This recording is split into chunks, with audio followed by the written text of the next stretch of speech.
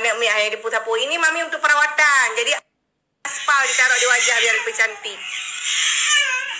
Bukan mau nakutin loh. Mami lagi taruh aspal agar kulit putih, teman-teman. Berhubunglah udah hampir 2 abad periode Cubul nggak pernah mandi-mandi, berhubung lagi sakit pilek. Jadi aku nggak kemana-mana, teman-teman. Lagi nggak sehat tuh kan. Pasti kalian udah tahu ini apa. Pasti kalian udah tebak. Aku nggak pernah taruh macam-macam di muka, teman-teman. Takut.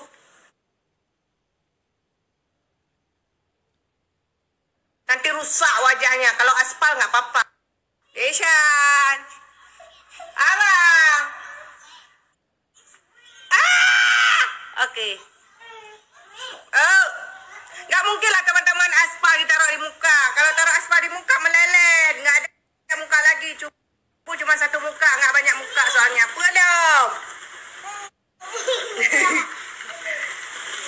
Awas Mami mau perawatan berhubung bapak kau nanti malam pulang.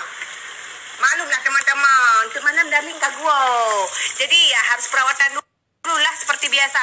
Oke, selanjutnya yang mau aku sampaikan adalah siapa yang kemarin nanya pada lotong yang sudah berbadan POM sudah halalan taiban. Yang dari Buki. Bukan, nggak tahu bilang aku kayak mana bagusnya badan lotong ini ya.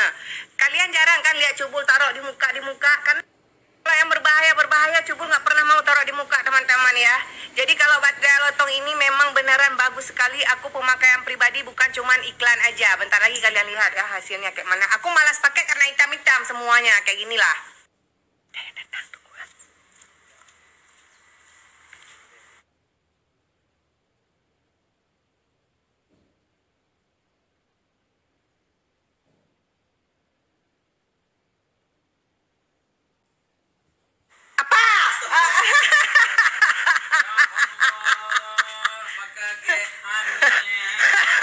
Malulah lagi perawatan, ntar malam darling pulang.